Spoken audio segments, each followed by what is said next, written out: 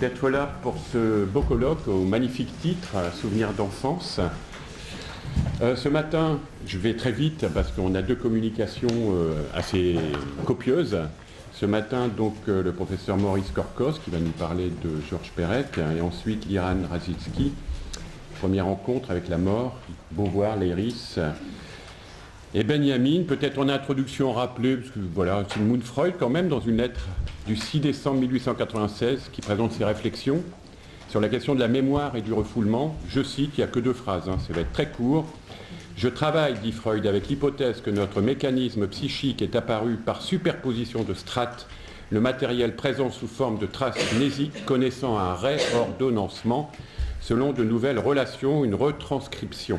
Ce qu'il y a d'essentiellement nouveau dans ma théorie, c'est donc l'affirmation selon laquelle la mémoire n'est pas présente une fois, mais plusieurs fois, consignée en diverses sortes de signes. Voilà, je laisse nos deux locuteurs développer sur ce thème. Merci Gérard. Le professeur Gérard Pirlot qui interviendra, parce qu'on a de la place, donc Gérard interviendra, discutera cet après-midi et ce matin les différentes interventions. Bonjour à tous et à toutes, à toutes et à tous, pardon. Deux, trois informations avant de démarrer. Pour ceux que ça intéresse, donc c'est un colloque, comme on en fait tous les 2 ans, Babylone, psychanalyse et littérature. Je crois que ça doit être le 5e, 6e qu'on fait ici en France. On en fait aussi de plus en plus à l'international.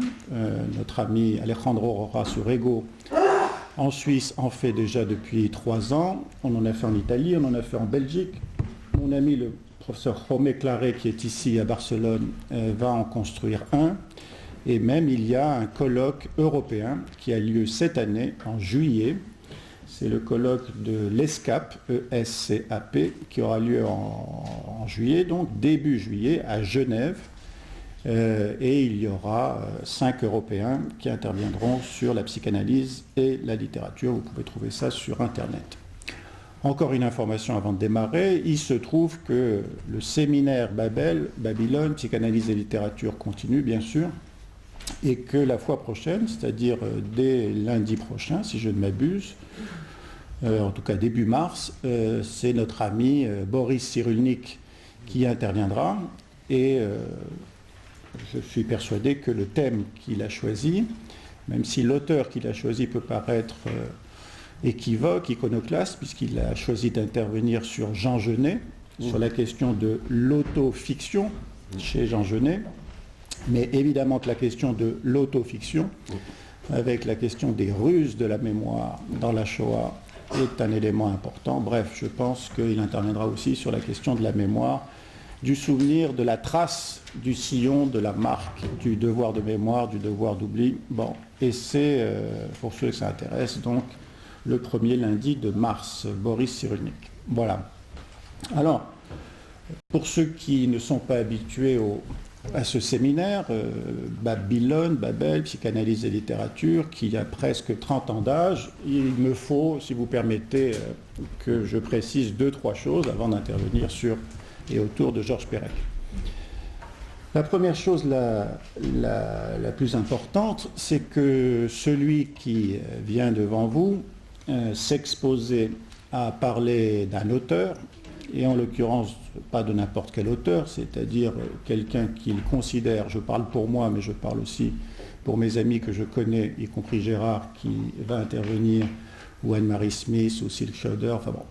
Quelqu'un qui vient à Babel depuis 30 ans, qui soit psychanalyste, qui soit psychiatre, qui soit esthéticien, qui soit plasticien, peintre, bon. Nous avons tout eu, écrivain bien sûr, celui qui vient intervenir sur un auteur qu'il a choisi, son auteur élu, son alter ego, et qui plus est, qui intervient sur une œuvre de cet auteur, une œuvre choisie, un livre de chevet, et quelqu'un qui va s'exposer. Et donc je remercie déjà tous ceux qui vont s'exposer. S'exposer à quoi? À quelque chose d'essentiel que André Green, qui est venu à Babel au moins 5-6 fois, a dit de manière très simple, c'est que l'analyste est l'analysé du texte. C'est-à-dire que ce dont je vais parler est peut-être hypothétiquement, de ce que j'ai pu percevoir intuitivement, moi qui n'ai pas connu Georges Perec, qui n'ai connu que son œuvre et qui m'autorise à les évoquer tous les deux, alors que ni Georges Perec ni son œuvre ne peuvent se défendre. Donc, ce que je vais évoquer, c'est ma perception, y compris avec mes projections, de ce que j'ai cru comprendre, ou plutôt de ce qui a résonné en moi avec la problématique de l'auteur, la souffrance de l'auteur, la douleur de l'auteur, la jubilation de l'auteur. Donc, pour le dire plus simplement, je vais vous raconter la manière dont je me raconte Georges Perec. Pour le dire de manière plus compliquée, je vais vous raconter la manière dont Georges Perec se raconte son histoire. Car lui aussi se raconte son histoire. Et il se raconte son histoire, pour aller vite, à deux périodes de sa vie. La première période, c'est l'enfance. La seconde, lorsque, arrivé à l'âge adolescent et puis l'âge adulte, il commence d'entreprendre d'écrire, à devenir scripteur, comme il dit, c'est-à-dire écrivain. Évidemment que comme Rimbaud, il a médité sans cesse et il a ressassé sans cesse son roman. Et ceci pendant l'enfance, alors qu'il a connu une période, pour aller vite, de grand silence, de grand isolement, de grande solitude, si ce n'est d'éléments autistiques, pour aller vite. Il était suivi à l'époque par Françoise Dolto. C'est-à-dire que ça a été un enfant muet, un enfant silencieux, comme son héros, Gaspard Winkler, dans W au souvenir d'enfance, est un enfant autiste, silencieux, avant que de commencer à écrire son histoire. Vous savez qu'il a deux maîtres en matière d'écriture, il y en a plein, mais il y en a deux qui sont essentiels. Le premier, c'est Marcel Proust, et le second, c'est Franz Kafka. De Marcel Proust, on peut prendre cette phrase essentielle qui est que les livres sont les enfants de la solitude et du silence. Donc je pense qu'il a médité, il a pensé, il a ressassé, il a procrastiné son livre pendant toute l'enfance, entouré de cette solitude et de ce silence. Ensuite, son second maître, c'est Franz Kafka.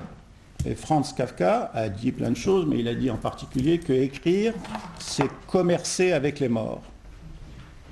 Et je pense que je vais prendre cet axe-là, de l'écriture péréquienne comme un commerce avec les morts, avec ces morts comme étant un élément essentiel, un fil rouge de cette intervention aujourd'hui.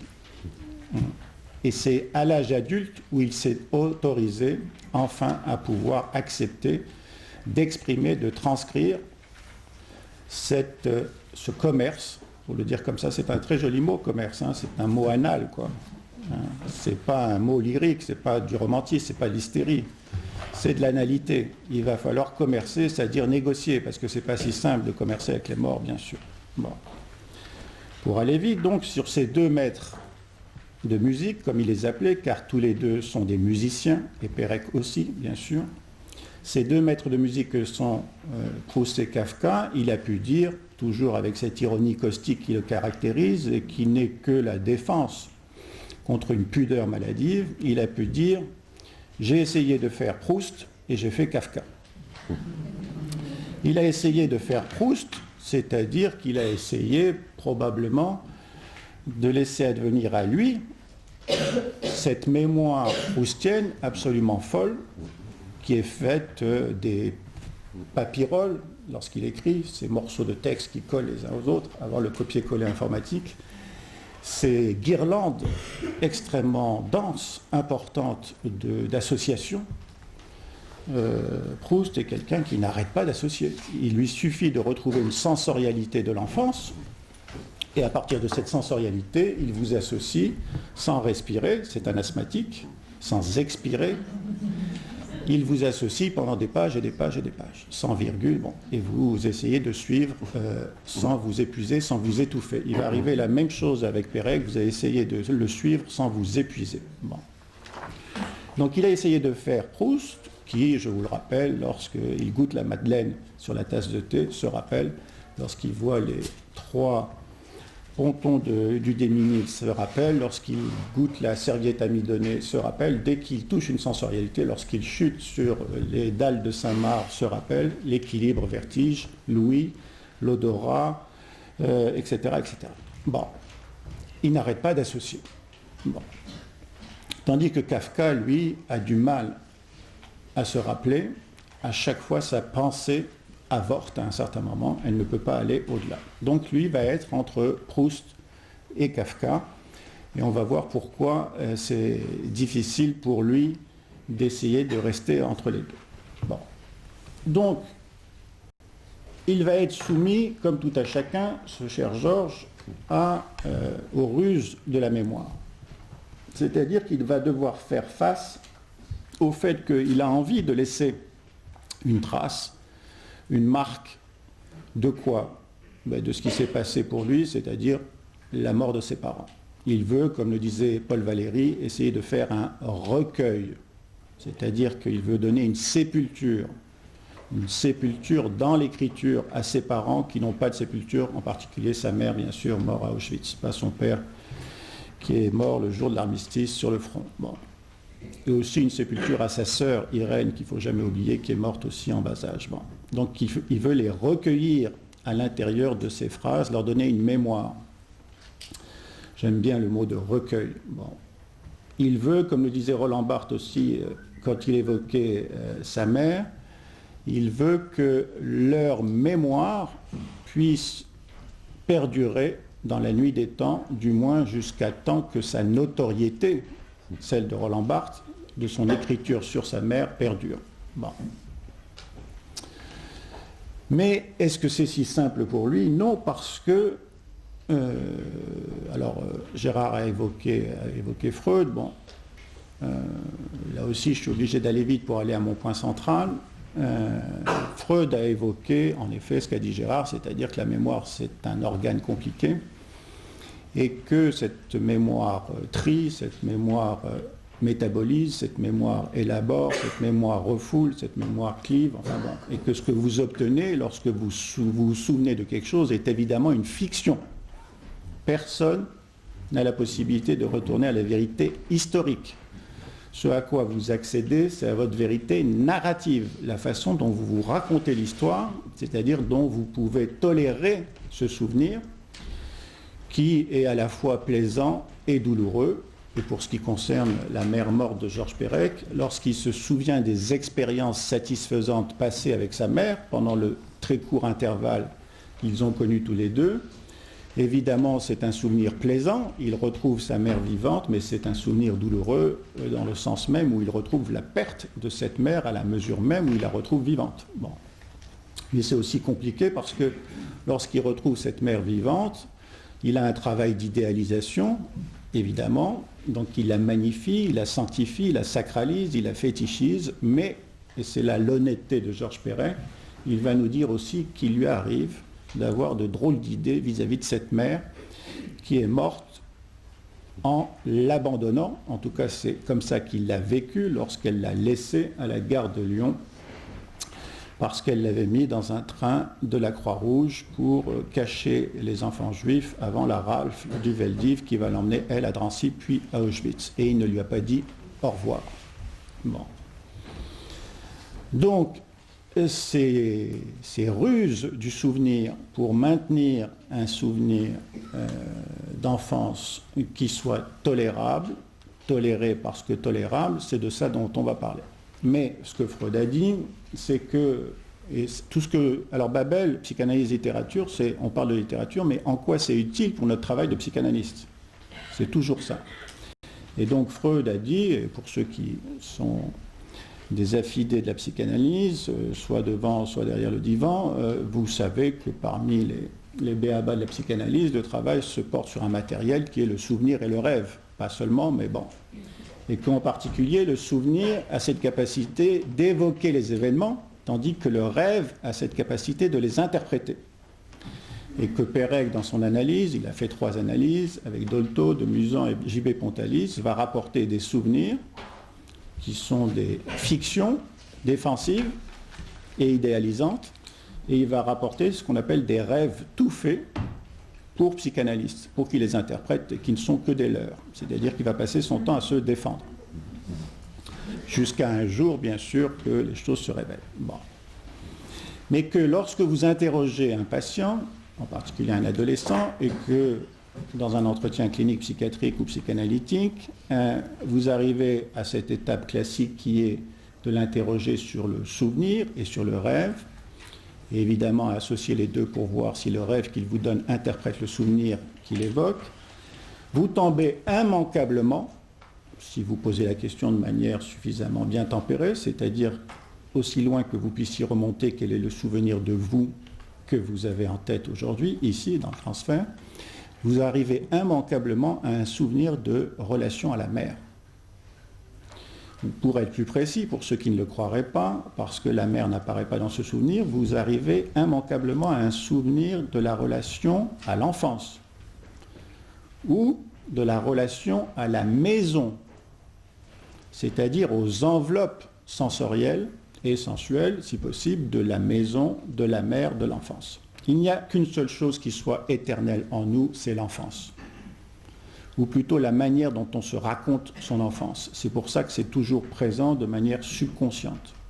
Mais évidemment, on peut se rappeler directement de son lien à la mère, s'il est simple, sinon on le rapporte dans un lien à l'enfance ou à l'environnement de notre enfance.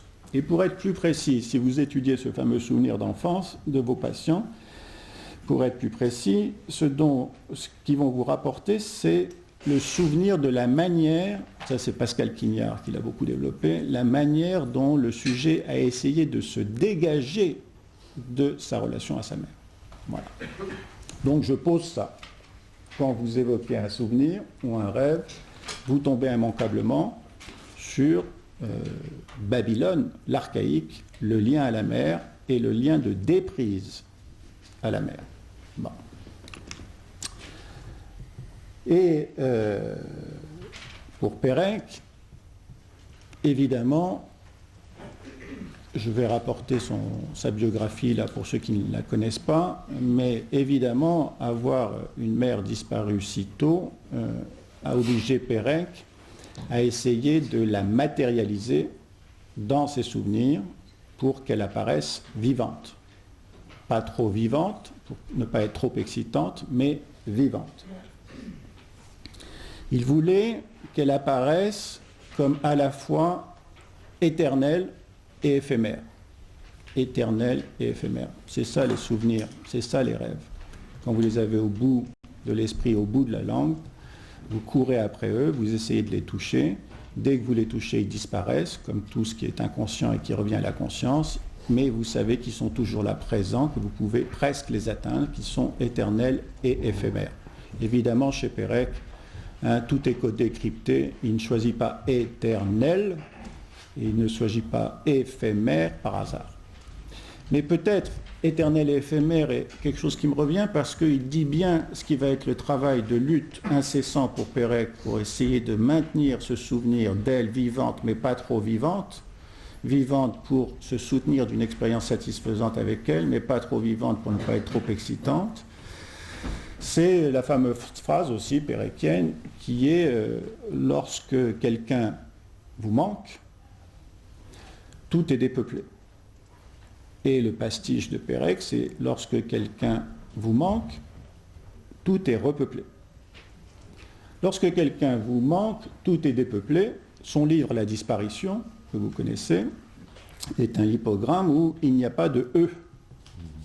Donc tout le texte, 365 pages, dont je vous rappelle qu'il a dit qu'il était un roman policier dont l'assassin était la lettre E, c'est-à-dire la mère, le féminin, E, les morts. Dans l'assassin était la lettre E et la victime le langage, c'est-à-dire lui, la bataille qu'il va livrer avec le langage. Donc, dans ce texte de 365 pages où il n'y a pas de E, un seul lettre vous manque et tout est dépeuplé. Et le livre qui vient après, qui est Les Revenantes, ça fait 20 fois que ma secrétaire écrit Revenantes, R-E-V-E-N-A-N-T-E-S. Non, Les Revenantes, c'est R-E-V-E-N-E-N-T-E-S, puisque Le Revenantes est un texte de 300 pages où il n'y a que la voyelle E. Un seul être vous manque et tout est repeuplé. Éternel et éphémère. Lorsque vous êtes endeuillé, vous savez très bien que vous avez mal à celui qui est parti. Il vous manque, mais aussi que vous le voyez partout. Et qu'il suffit de voir quelqu'un de dos, vous courez après, et elle se retourne, ou il se retourne, et évidemment, c'est pas lui. Bon, le problème, en effet, c'est que personne n'est sûr de sa mémoire. Et que quand elle vient, elle donne ce mélange de peine et de douleur. Et qu'il va falloir essayer de comprendre pourquoi cette peine et cette douleur se mélangent à un certain plaisir un peu complexe. Bref, psychanalyse et littérature, je vous invite, vous le savez, je dis des choses que vous savez, en psychanalyse, en psychiatrie en général, ou dans la vie en général, à ne pas vous arrêter sur le matériel que le sujet vous livre, c'est-à-dire le souvenir ou le rêve, dont vous savez qu'il est une fiction, qu'il est un symptôme, c'est-à-dire un conglomérat d'affects et de représentations, c'est-à-dire un compromis entre l'excitation du ça et l'interdiction du surmoi pour la névrose. C'est une construction, comme un roman. Bon. Ne vous arrêtez pas à ce matériau. Vous avez le temps en psychanalyse, vous avez 4-5 ans. Arrêtez-vous sur, non pas la mémoire de ce matériau, mais le travail de la mémoire. Même chose sur un rêve, arrêtez-vous sur le travail du rêve. Même chose sur un deuil, sur le travail du deuil. Même chose pour la créativité, sur la dynamique du jeu psychique. À Babel, ici, nous avons une tolérance extrême pour toutes les erreurs, pour tous les faux souvenirs, pour tous les blancs, pour tous les masques, pour toutes les mascarades que le patient fait ou que l'orateur va faire. Parce que c'est dans ces opérations de masque, de mascarade, de blanc, d'oubli, de faux souvenirs, que s'exprime le mieux le travail de sa mémoire, c'est-à-dire la manière dont il se débrouille avec cette souffrance, source d'un étrange plaisir. C'est là-dessus que je vais finir. Quelle est cette souffrance, source d'un étrange plaisir? Le travail de, le processus de, plutôt que le matériel. Bon. C'est-à-dire qu'en analyse, il va vous répéter 20 fois le même rêve, 20 fois le même souvenir. Et 20 fois, ça sera différent. C'est dans cette différence que vous allez percevoir le travail avec vous, et en particulier s'il progresse ou s'il régresse, et surtout la manière dont il se débrouille avec ce retour du refoulé ou ce retour du clivé, qui n'est pas forcément une bonne nouvelle pour lui, puisque ça peut être une source de désorganisation en fonction de son ambivalence, de son ambiguïté. Ça me permet de dire, on verra ce que dira Boris Cyrulnik, mais sur le fameux, puisque nos amis israéliens sont là, ça me rappelle ce que Aaron Appelfeld disait sur le jour de la Shoah en Israël, qu'il n'aimait pas les cérémonies institutionnelles, que lui, le commerce avec ses morts était un commerce privé, et qu'il voulait avoir une relation privée avec eux. Pourquoi? Sur la question du devoir de mémoire, ou la question du pouvoir de l'oubli. Bon. Le devoir de mémoire, c'est quelque chose qui est institué. Oui, nous devons faire des monuments, nous devons faire des commémorations, des célébrations. Mais lorsque nous faisons un monument, lorsque nous faisons une célébration, le collectif l'emporte sur l'individuel. Et le monument ou la célébration annule l'individuel. Bon, on se rappelle des morts, pas de ses propres morts. Et ceux qui ont vécu cette épreuve ont besoin de se dégager de ces institutionnalisations, sauf certains, pour pouvoir être en commémoration intime avec leurs morts. Bon. Et s'ils le font, c'est parce que le commerce avec leurs morts est compliqué, extrêmement compliqué. C'est là-dessus que je vais finir, et ce n'est pas dans une réunion institutionnelle, dans une cérémonie, qu'ils vont dire qu'ils ont des problèmes avec leurs morts, qu'ils aiment bien y penser, mais que de temps en temps, ils aimeraient bien oublier, quoi. Ils aimeraient bien que ces morts les lâchent, parce qu'il y a une vie. Ils aimeraient bien, comme le disait Paul Valéry, pouvoir passer outre. Ils aimeraient bien pouvoir aimer ailleurs que leur mort. Les enfants de la Shoah en ont marre qu'on parle de la Shoah. Ils aimeraient bien pouvoir rencontrer un amour qui plus est un amour non pas endogamique, un amour mixte, un amour d'aimer exotique, c'est-à-dire aimer ailleurs, quelqu'un qui ne leur parle pas de la Shoah, mais quand ils rencontrent cet amour, ils savent qu'ils tuent le rapport avec leur propre mort.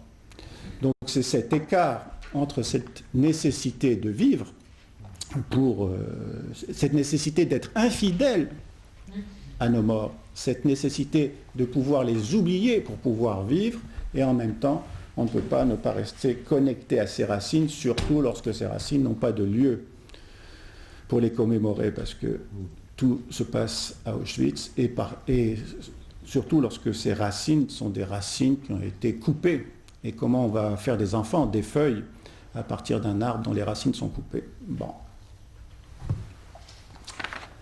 Alors quand même, j'aurais dû le faire plus tôt, mais bon, qu'importe, ça vient comme ça. Pour ceux qui ne sont pas habitués de Pérec, je donne quelques dates. Et je n'oublie pas que ce que je dois vous dire à la fin, c'est comment commercer avec ces morts, parce que la façon dont ils ont de revenir est un peu particulière, en particulier pour les enfants et les adolescents qui les ont connus pendant un temps très bref et qui ensuite, ces morts, ont disparu sans laisser de traces. Bon. Quelques dates. Georges Perec, que vous voyez derrière, avec ce regard qui vous regarde, de tous ses yeux vous regarde, c'est la phrase en exergue de Jules Verne dans La vie mode d'emploi. Georges Perec est né le 7 mars 1936. Bon, il s'appelle Peretz. Il y a encore quelqu'un qui s'est gouré au moment du passage dans l'écriture de l'état civil, mais c'est tellement fréquent. Pour les lacaniens, il doit y en avoir. Peretz, ça veut dire trou, et évidemment, ensuite, vous faites vos associations. Et le fil, vous pouvez le prendre, pourquoi pas. Bon. Mais quand même, lui, il écrit, il est né le 7 mars 1936, alors vous allez voir ce que c'est que Pérec, c'est-à-dire le problème qu'il a avec sa mémoire, quoi.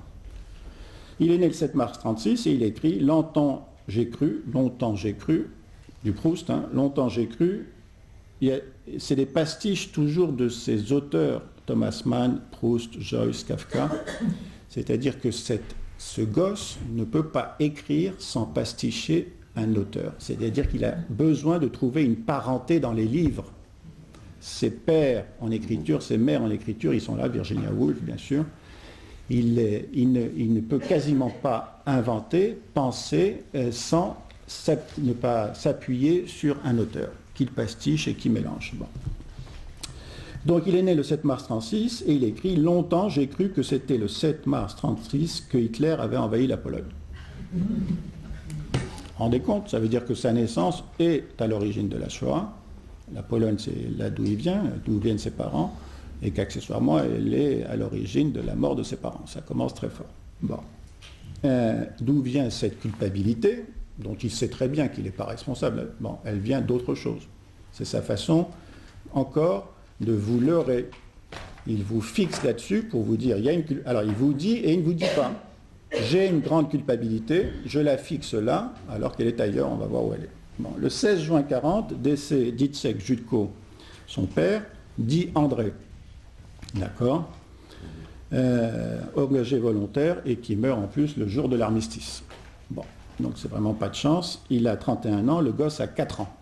Bon, on ne va pas faire de la clinique psychiatrique d'adolescents et d'enfants, mais évidemment, ce sont des périodes clés en matière oedipienne et de recrudescence archaïque. Bon, il a 31 ans, donc le père, et lui a 4 ans. Alors, à l'automne 41, donc, le père meurt, ça veut dire que le gosse vit avec sa mère et un petit temps avec Irène, sa sœur, qui va mourir 2 ans plus tard. Et ça, c'est essentiel pour moi, par rapport aux lacaniens et au nom du père et les signifiants. Ce qui est important pour moi, c'est de vivre avec une veuve pendant le temps essentiel de la construction de son identité corporelle et psychique. C'est très mauvais de vivre avec une veuve. Bon. Qui plus est, une veuve qui a perdu son mari, bien sûr, et qui est une jeune femme, hein, elle a à peine 27 ans. Qui plus est que cette veuve a aussi perdu un enfant. Elle a perdu une fille. Et d'ailleurs, il n'y a pas de nom en français pour dire cette chose la plus effrayante pour un parent de perdre un enfant. Bon. Donc, il vit avec sa mère. Et à l'automne 41, sa mère s'aperçoit que ça va mal et à la gare de Lyon, elle le dépose pour qu'il aille avec la Croix-Rouge et ensuite qu'il sera transféré à Villard-de-Lans. Donc il a 5 ans lorsqu'il ne voit plus sa mère à gare de Lyon. Et à Villard-de-Lans, il aura 6 ans. Bon. C'est dommage que j'ai fait mon diaporama que vous ne verrez pas sur Macintosh hier. Et que ici ça marche que sur PC. Parce que Villard-de-Lans, moi je fais des digressions, mais ça c'est pérenne. Villard-de-Lans, il y avait à l'époque une affiche qui est « Venez à Villard-de-Lans pour que vos enfants prennent des bols d'air ». Et sur cette affiche, vous avez les enfants qui font du ski et qui font de la gymnastique, et ils font tous comme ça. C'est la fiche pétainiste. Hein. Bon. Et quand vous avez plusieurs enfants qui font comme ça, vous avez à un certain moment des bras qui se croisent et ça fait le fameux W. W ou le souvenir d'enfance. Et ça fait aussi le X de la mère que vous allez retrouver plus tard. Bon. Donc à l'automne 41. Bon. Après, ça commence à être triste. On ne sait pas quel est le jour, quel est le mois. On imagine qu'en tout cas c'est en 1943 que Sirla Shulevitch, dite Cécile, sa mère, part à Drancy et ensuite à Auschwitz. Et là, quand il apprend avec le certificat de décès, de disparition, pas de décès, de disparition de cette mère, il a 10 ans. Bon. Le 3 mars 82, décès de Georges Perec, il allait avoir 46 ans. Bon. Voilà, vous avez les repères. Alors, vous savez en gros on le sait maintenant parce que les livres sont sortis après, il commence son écriture à la post-adolescence et il sort 2 bouquins intéressants, mais on n'a pas le temps, L'attentat de Sarajevo et Le condottiere. Bon, là, pour ceux que ça intéresse, l'attentat de Sarajevo, c'est sa relation analytique avec de Musan. Le condottiere, bon, c'est autre chose. Bon. En fait, il rentre en écriture avec W ou le souvenir d'enfance. Bon. Et W ou le souvenir d'enfance, c'est le cadeau qu'il fait à J.B. Pontalis. J.B. Pontalis, qui est une muse de Babel, psychanalyse et littérature, il est venu 4 fois. J.B. Pontalis n'avait jamais voulu parler de Perec ici, bien sûr, mais Claude Burgelin l'a évoqué, son ami.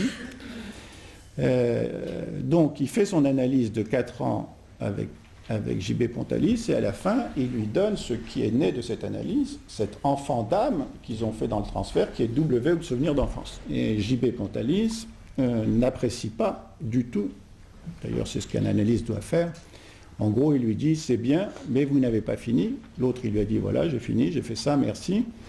L'autre lui dit, non, vous n'avez pas fini, vous commencez. Bon. Et ils se séparent là-dessus. Alors il y a dans W ou le souvenir d'enfance un incipit excessivement important pour nous et qui est le titre de mon intervention, qui est je n'ai pas de souvenir d'enfance. Donc voilà quelqu'un qui entre en littérature, véritablement, il a 39 ans à ce moment-là, en 75, à la fin de son analyse, qui entre avec une première phrase, c'est comme Albert Camus avec aujourd'hui Maman est morte, hein.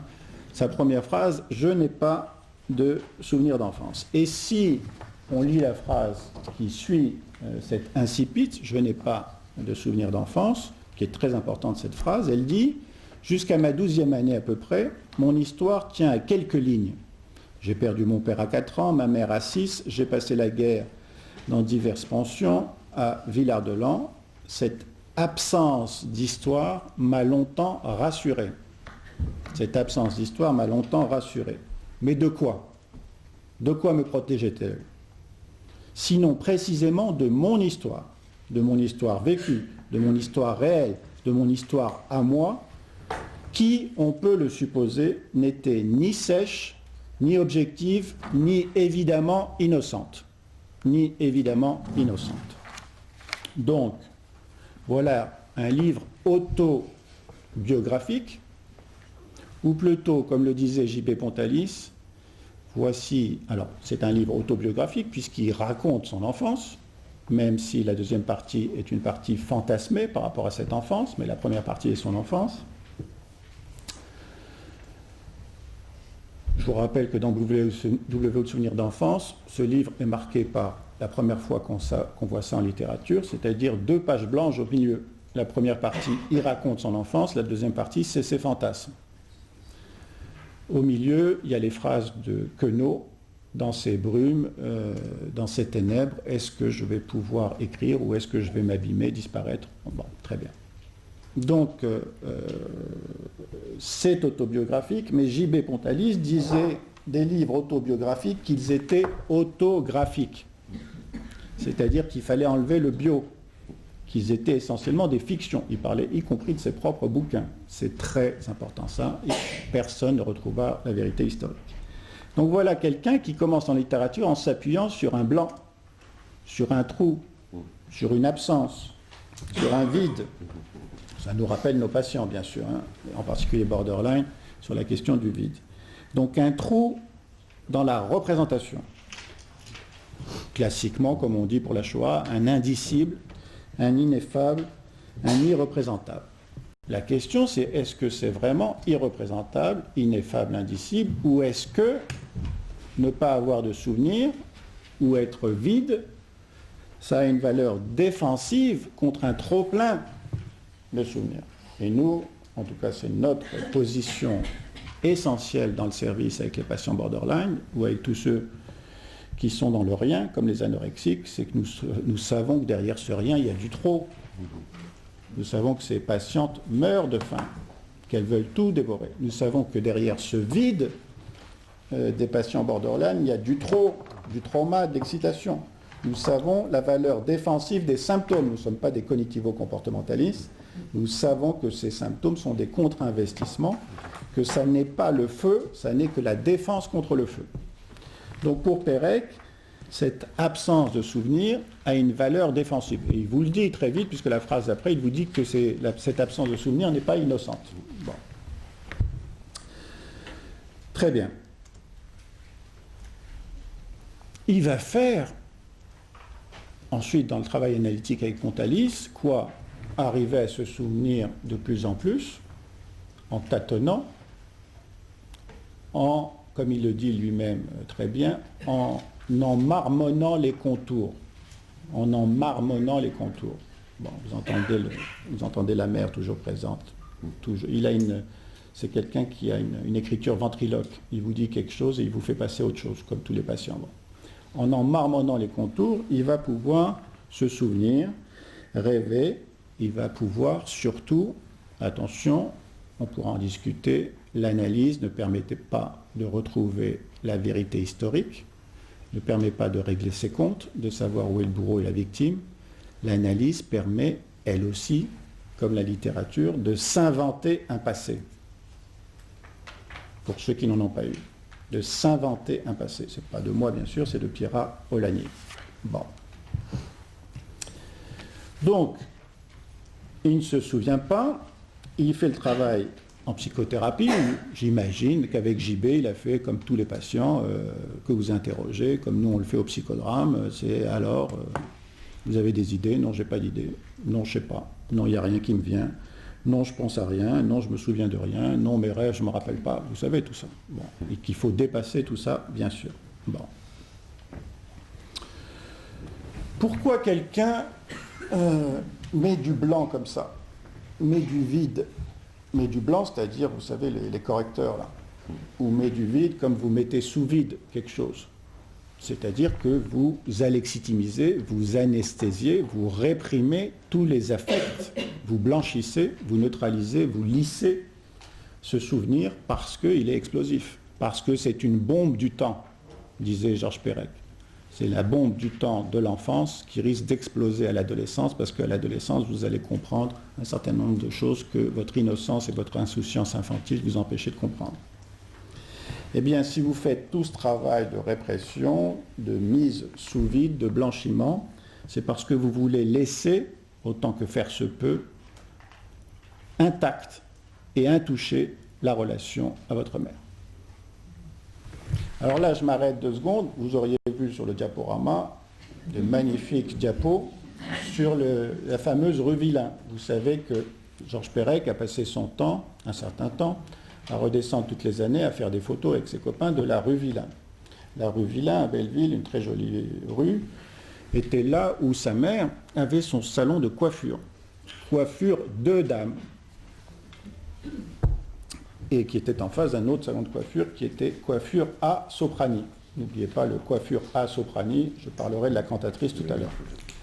Coiffure de dames, le 24 rue Villain.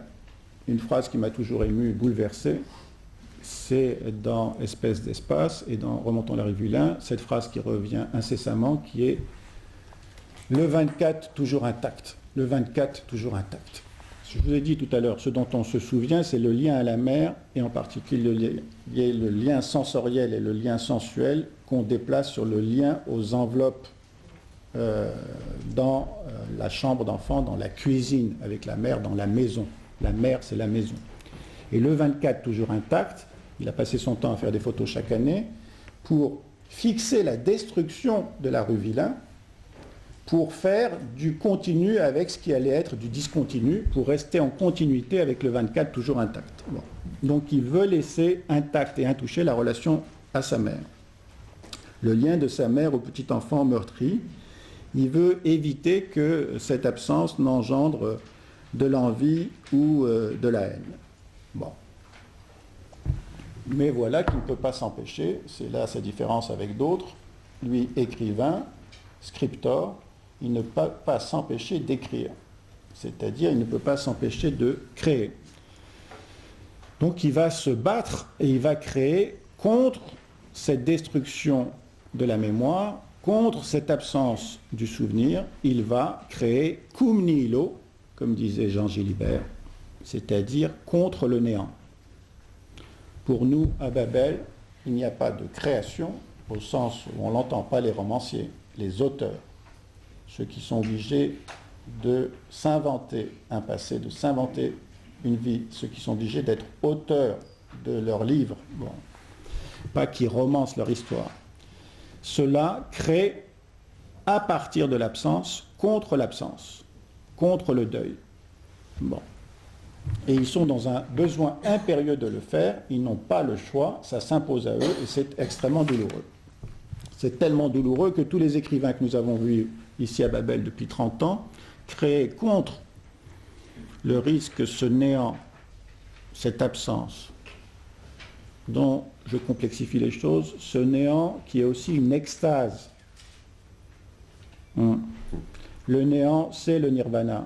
Chez les bouddhistes, le néant est le nirvana, c'est-à-dire les ténèbres qui nous ont précédés et les ténèbres qui vont suivre, et cet espace, cette petite fente de lumière qui est notre vie au milieu, mais ça et ça va se rejoindre. Donc le néant et l'extase, c'est la même chose. Et si vous voulez retrouver le néant et l'extase, vous n'avez qu'à commettre un inceste. Ça y est, j'ai donné la solution. L'inceste avec sa mère dans la crypte mélancolique, ça vous permet d'être dans l'extase et tout de suite dans le néant puisque vous revenez à votre origine. Voilà. Mais lutter contre ce néant qui vous envahit, cette absence de souvenir, cet oubli qui s'installe, ce 24 que vous voulez toujours intact, mais en même temps qui vous meurtrit, qui vous empêche de vivre parce que vous êtes lié avec lui. Je vous rappelle que Pérec, dès qu'il rencontrait une femme, et avec qui il avait une relation sentimentale, ça foirait toujours, sauf la dernière, ça foirait toujours, il faisait une TS, et ensuite ils entraient en analyse chez Demusan et chez JB Pontalis. Le danger d'avoir une relation amoureuse avec une autre aimée que la morte, et évidemment de tuer la morte dans la crypte mélancolique. Bon, c'est la même chose chez nos patients maniaco-dépressifs en particulier. Ils décompensent tous lorsqu'ils ont une relation sentimentale qui met en menace le lien qu'ils ont avec leur mère ou leur père dans le huis clos mélancolique de la crypte. Quasiment tous, les auteurs que nous avons étudiés ici ne faisaient pas ça par plaisir. C'était un besoin impérieux de lutter contre ce néant, de s'inventer un passé. Et lorsqu'ils avaient fini de faire ça, ils avaient une vie absolument merdique, comme disait Georges Perec.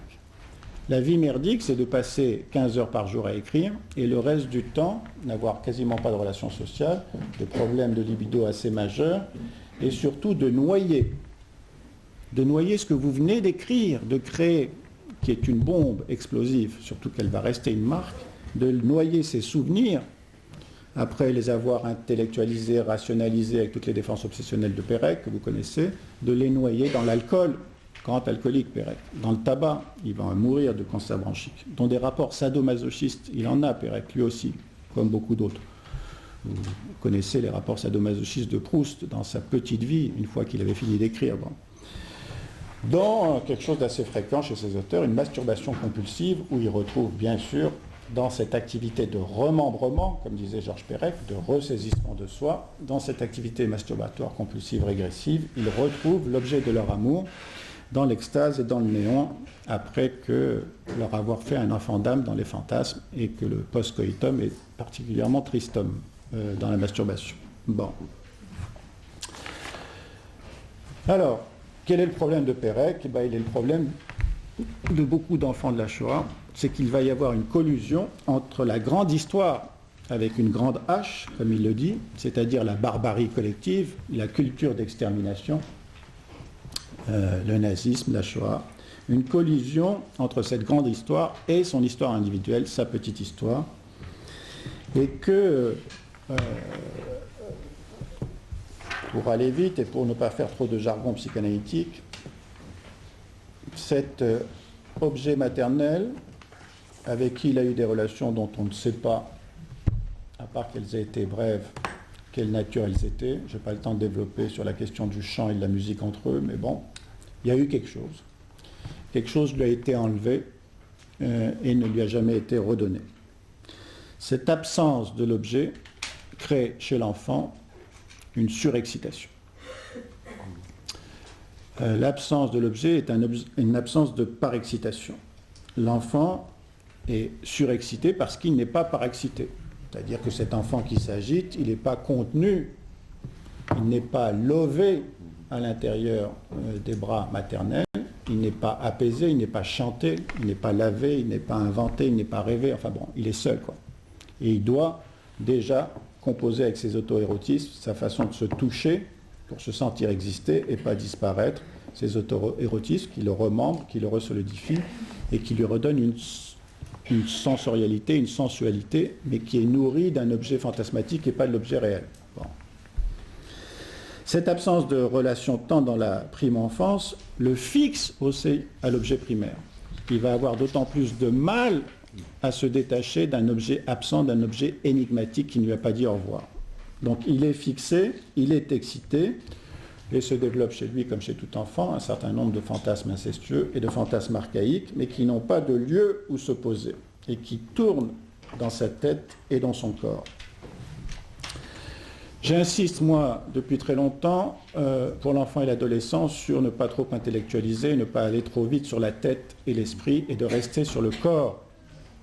Et j'aime bien la phrase d'un auteur comme John Updike, qui a connu la même chose, et qui dit « J'étais comme le ça ». Dans un corps à l'agonie. L'excitation dans un corps à l'agonie. Incapable d'admettre qu'il est en train, ce corps, de mourir. J'étais en train de mourir à toi. Il meurt de l'absence de cette mère. Il brûle. Mère, ne vois-tu pas que je brûle?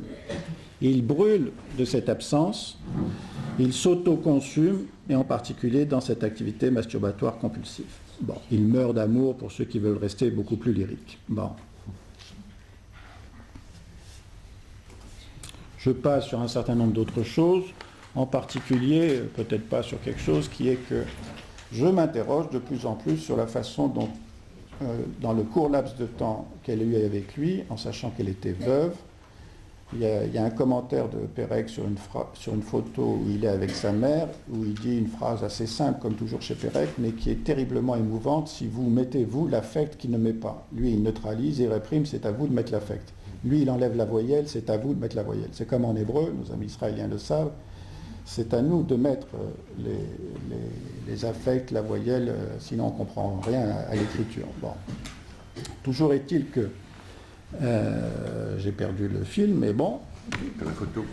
Sur la photo, il dit que il sent le poids de sa main à sa mère sur son épaule, cette main gantée de noir. C'est tout ce qu'il dit, gantée de noir. Donc je m'interroge sur les rapports qu'a un enfant avec sa mère veuve et qui vient de perdre un enfant et qui sait que la Shoah arrive et que ça va finir mal.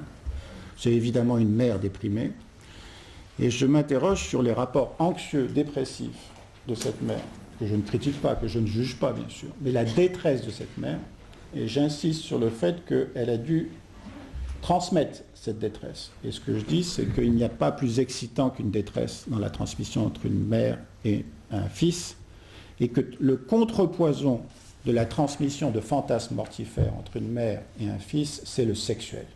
L'hypersexualisation d'un certain nombre d'adolescents et le contrepoison contre le meurtre du fantasme mortifère de la transmission. Bon, toujours est-il que j'imagine donc alors, je dois vous dire que quand j'ai écrit mon bouquin, j'ai reçu un certain nombre d'avis favorables. En particulier, j'ai eu un prix. Je ne m'en vante pas, mais c'est le prix de l'association Nicolas Abraham et Maria Torok, ceux qui ont inventé la crypte, forcément. Comme je disais que c'était une crypte, ils m'ont donné le prix. Bon, très bien. Mais je vous raconterai la conférence peut-être pour vous dire à quel point il y a des conférences difficiles quand on n'est pas d'accord avec les autres. Moi, j'ai dit que lorsqu'on sort de la crypte, tout explose.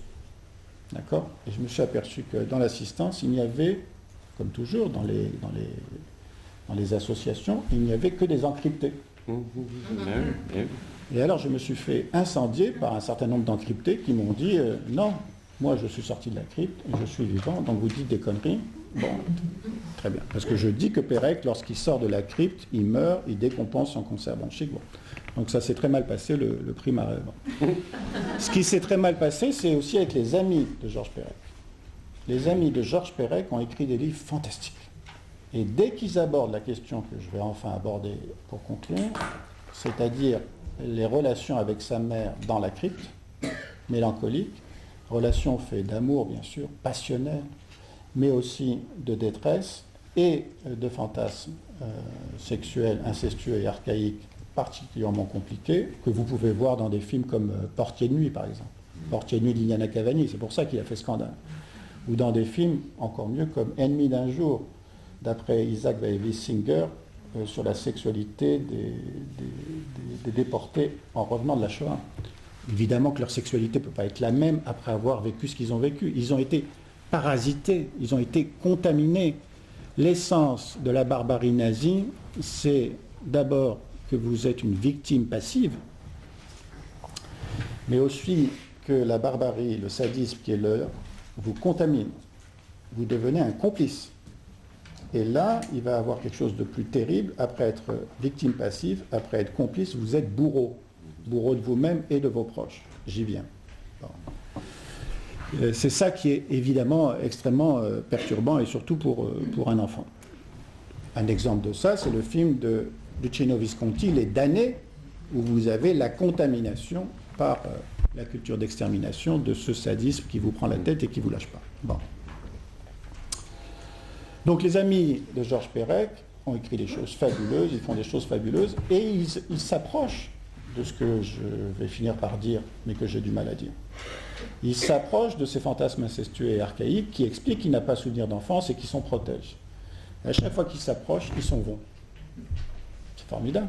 Pourquoi ? Parce qu'ils ont la pudeur de ne pas dire un certain nombre de choses, eux qui l'ont connu. Moi, j'ai peut-être moins de pudeur, mais je trouve que c'est très important de témoigner de ça, en tout cas à nos patients, de dire que ce qu'ils ont pu fantasmer, ils ne doivent pas s'en culpabiliser, et que même, c'est normal que ça perdure, mon ami Jean Gilibert le disait, il faut que les fantasmes incestueux s'immémorialisent.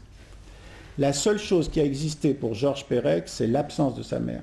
Comment s'est manifestée l'absence de sa mère ? Par la surexcitation. Ce dont le gosse se rappelle, c'est pas d'avoir une mère, c'est de ne pas avoir une mère. Comment on se rappelle qu'on n'a pas eu une mère ? C'est par l'excitation qu'on a ressentie. Et c'est normal qu'elle revienne épisodiquement à chaque fois que quelque chose menace cette relation. Bon. Et c'est pas vrai qu'on peut s'en débarrasser. Il va falloir sublimer, comme on dit. Bon, très bien. Donc nos amis péréquiens n'étaient pas d'accord avec ce que je vais développer, mais J.B. Pontalis, lui, était évidemment d'accord. On en a discuté. Et vous n'avez... Alors, encore une digression. J.B. Pontalis a écrit 9 cas cliniques qui parlent de Georges Perec. Pendant l'analyse de Perec. Passage à l'acte. Georges Perec a écrit un rapport sur son analyse pendant l'analyse, passage à l'acte. Dans la Revue française de psychanalyse, Michel Demuzan et J.B. Pontalis écrivent autour de l'écriture et ils ont demandé à Georges Perec de faire un texte dans la Revue française de psychanalyse. Voilà l'analysant bloqué entre ces deux analystes. Accessoirement, ce texte est comment aller d'un analyste à un autre. Une nouvelle revue. C'est-à-dire de l'avenue du Maine pour aller à la rue de la Tombissoire, juste derrière, là, chez Demuzan, et ensuite pour retourner chez J.B. Pontalis. Ça. Donc, et je vais finir avec les digressions. J.B. Pontalis est un merveilleux psychanalyste et c'est pas un bon écrivain. J.B. Pontalis est un merveilleux psychanalyste parce qu'il a rencontré Georges Perec. C'est Georges Perec qui a insufflé, me semble-t-il, à J.B. ses plus belles théories sur l'absence, entre la douleur et le vif. Bon. Les plus beaux cas cliniques, 9 cas cliniques. Vous connaissez un analyste qui écrit 9 fois sur son analysant. L'analysant transforme l'analyste. C'est lui qui lui a donné la théorie de l'absence, et en particulier de l'absence. Alors, bon, je vais rester là-dessus. L'absence de l'objet maternel crée une absence en soi, en écho à l'absence de l'objet. Le patient vient avec cette absence, ce trou, ce blanc, ce vide, cette absence de souvenir, en analyse. Il transfère à son analyste son trou, son absence. L'analyste ne comprend rien à ce que lui raconte un mec qui lui donne des rêves tout faits, qui lui donne des faux souvenirs et qui l'emmène dans des labyrinthes avec des listes où il se perd. Mais il ressent l'inanité de toutes ces listes en ressentant la détresse de l'enfant qui compte, et qui cherche à être trouvé. L'analyste, à un certain moment, Pontalis, qui n'est pas insensible, c'est pas Green, c'est pas l'affect, Pontalis. Pontalis, à un certain moment, ressent en lui l'absence que lui a transmis. Et à ce moment-là, Perec lui dit, c'est bizarre, c'est la première fois que je la vois comme je vous vois. Alors que l'autre est derrière. Bon. Voilà le moment clé. Et alors ensuite, il y a une course avec son... Moi, ça m'est arrivé avec un patient. Il y a une course avec le patient pour savoir qui du patient ou de l'analyse va publier le premier la théorie de l'absence. Et l'autre, il écrit 9 fois, tandis que l'autre écrit... Enfin bon, très bien. Alors, qu'est-ce que je n'arrive pas à dire? C'est sur quoi je vais finir. 2 choses. 1, il n'a pas de souvenir parce qu'ils sont explosifs, c'est des bombes du temps, ça risque une implosion. Bon. Et 2, il n'a pas de souvenir parce qu'il n'a pas de souvenir. Et je finirai là-dessus parce que sinon je vais... Bon. Oui. Exemple de collusion fantasmatique entre la grande histoire et la petite histoire dans la crypte mélancolique. Bon. Et la façon dont Perec nous les transmet. Vous savez qu'il y a un texte qui s'appelle le Grand Palindrome. Là aussi, référence à l'écriture hébreu qui se lit dans les 2 sens. Le Grand Palindrome, c'est le plus grand palindrome du monde, c'est-à-dire un texte qui fait 325 mots, qui se lit de gauche à droite et de droite à gauche. D'accord? C'est le même. Accessoirement, c'est l'hébreu, bien sûr, mais c'est aussi, quand je vais au bout, je la rencontre, et quand elle va de l'autre côté, elle me rencontre. Bon, il faudrait développer là-dessus sur la scripture, la scriptographie péréquienne qui permet la réunion des lettres. Comme en hébreu, la cursive et la non-cursive, l'une est l'ombre de l'autre. L'une est l'enfant de l'autre. Très bien. Donc si je lis le Grand Palindrome, enfin je vous lis un petit extrait, et je n'interpréterai pas. Donc démerdez-vous pour savoir si vous êtes d'accord avec ce que je dis, ou ce que vous voyez la même chose. C'est écrit né Perec. Obsédante sonate teintée d'ivresse. Obsédante sonate teintée d'ivresse. Crêpe portée de ce désir brisé. Le magicien amorte me lie. Ça, c'est le psychanalyste. Le magicien amorte me lie. Un ignare le rhapsode. Rhapsode, ça veut dire le balade. Bon. Tétard raté. Pédicule d'aimer rejaillit. Pédicule d'aimer rejaillit. Bon. Éborgneras-tu l'astre sédatif? Si ça, c'est pas la relation à la mère morte, la relation hypersexualisée à la mère morte excitante d'être déprimée et de ne pas s'occuper de son enfant. Et borneras-tu l'astre sédatif? Et la fin du grand palindrome, cet écrit me perturbe le lucre. Bon, très bien.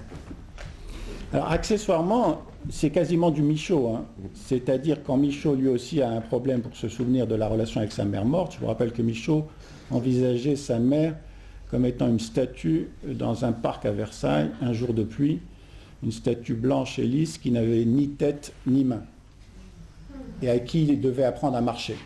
Donc, vous voyez les rapports qu'une mère peut avoir avec son enfant lorsqu'elle n'a pas de tête et de main pour le holding, le handling et l'objet de pressenting, enfin bon. Bref, c'est du Michaud parce que le grand palindrome, c'est des îlots de pensée, c'est morcelé, c'est quasiment du Artaud, c'est-à-dire des grêles d'anti-pensée, des sabotages archaïques de la pensée, c'est-à-dire ça permet de dire et tout de suite ensuite de couper. Bon. Et Michaud disait, mes mots sont des nuages d'interception. Bon, très bien.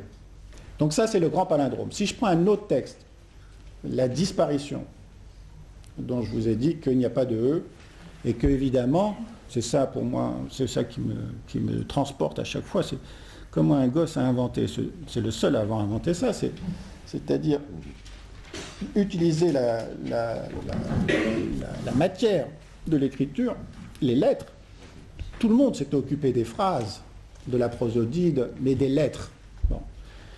Enlever une lettre et faire en sorte que la contrainte obsessionnelle, névrotique, d'enlever une lettre, vous savez que la névrose obsessionnelle, pour ceux qui croient à la psychanalyse, c'est un symptôme qui doit être relié, que la contrainte qui s'impose n'est pas une contrainte comme ça factuelle, génétique qui lui tombe dessus, c'est une contrainte qu'il choisit pour retrouver ce contre quoi il se contraint.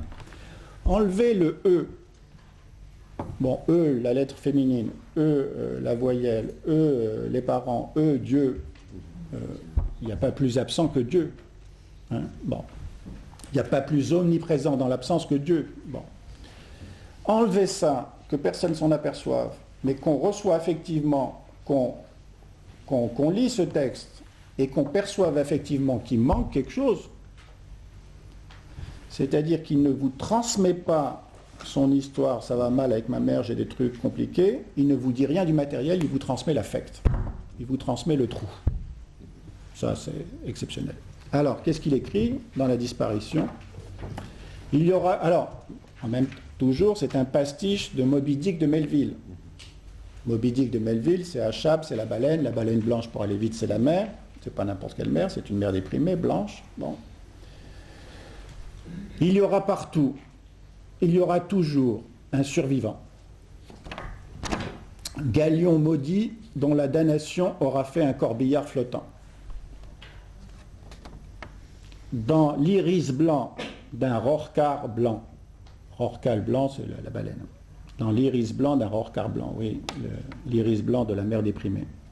Blanc jusqu'au nu, blanc jusqu'à l'omission. A Moby Dick, A Modibic. Bon, l'ironie qui permet de rattraper. Alors il y a je vais essayer de m'en rappeler, il y a un truc encore plus beau mais plus compliqué. L'idée est la suivante, on vous donne une énigme, vous la résolvez, on vous redonne une énigme, vous la résolvez et vous la résolvez avec la même solution. Et les deux énigmes que vous avez données se rejoignent par leur solution. D'accord ? Première énigme, l'enfant de la maison Mam est devenu l'héritier du mime Marceau. On peut s'étonner de cette métamorphose. L'enfant de la maison Mam est devenu l'héritier du mime Marceau. On peut s'étonner de cette métamorphose. La solution, attention pour ceux qui connaissent le yiddish, la solution, Mamé, l'enfant de la maison Mam, au mime, est devenu l'élève du mime Marceau, c'est-à-dire muet. Mamé, mime, au, mu. D'accord ? Métamorphose Kafka. Mamé, mime, au mu. Deuxième deuxième énigme. J'ai à l'intérieur de moi un pétrin qui avance de lui-même. J'ai à l'intérieur de moi, Mame, non, Mimo, O, Mu. Vous avez deux énigmes. J'ai à l'intérieur de moi un pétrin qui s'avance de lui-même. J'ai un travail de la mélancolie qui se fait à l'intérieur de moi. Ce n'est pas moi qui fais le travail de deuil, c'est le pétrin qui avance à l'intérieur de moi et qui me rend autiste, élève du mime Marceau. Mais ce qui est important dans ce truc laborieux obsessionnel, c'est d'avoir deux solutions qui se rejoignent.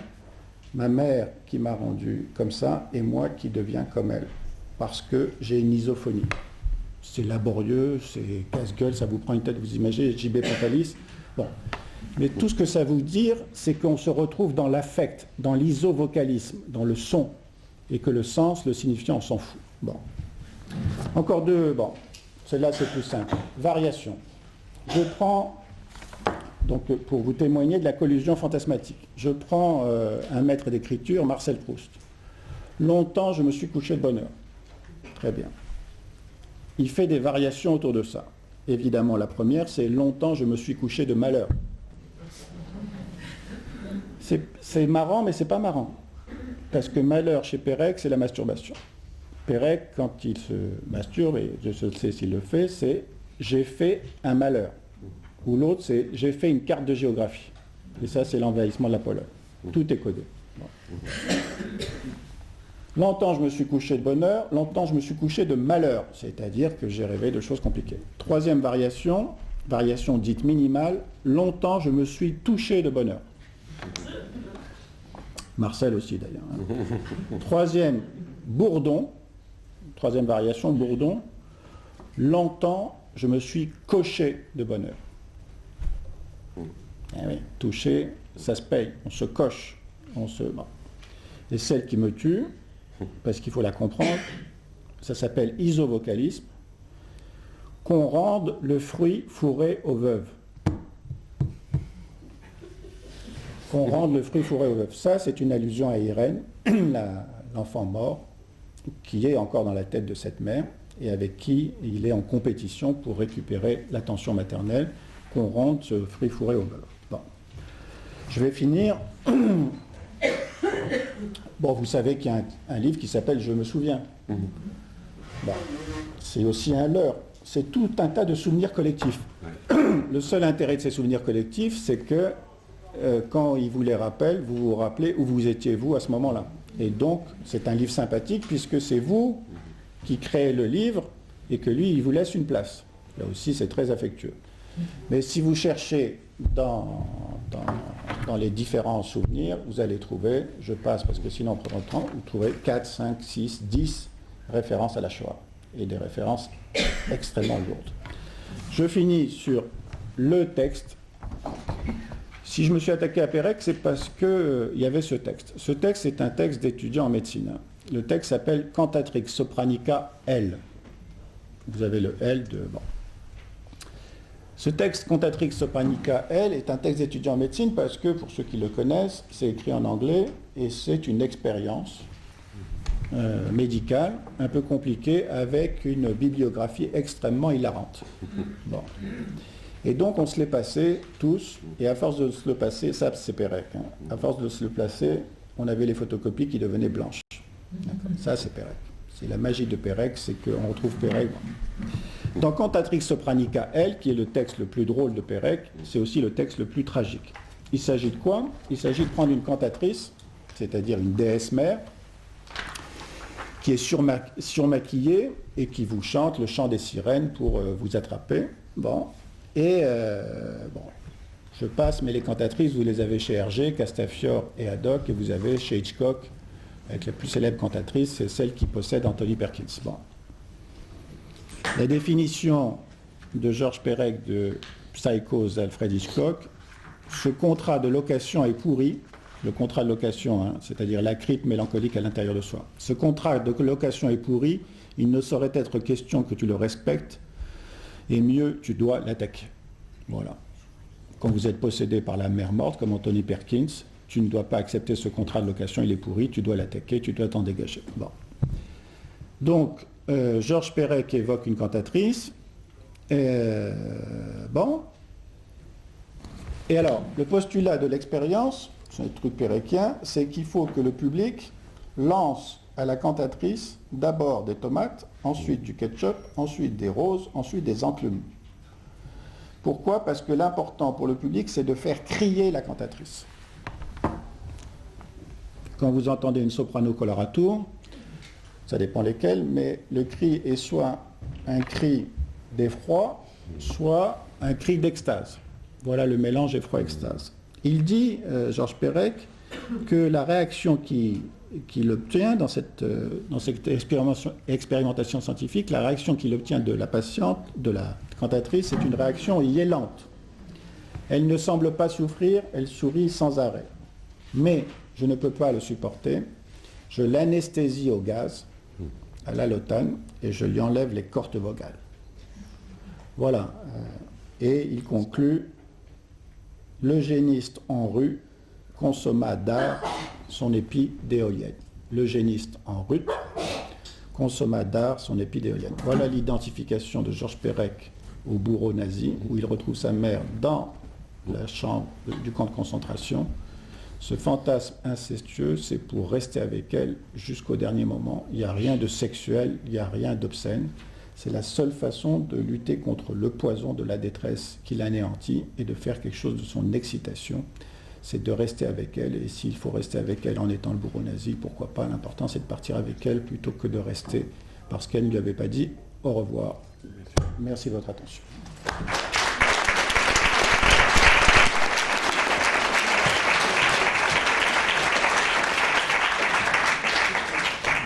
Évidemment, je passe tout de suite en remerciant Maurice et en étant très frustré de ne pas associer, évidemment,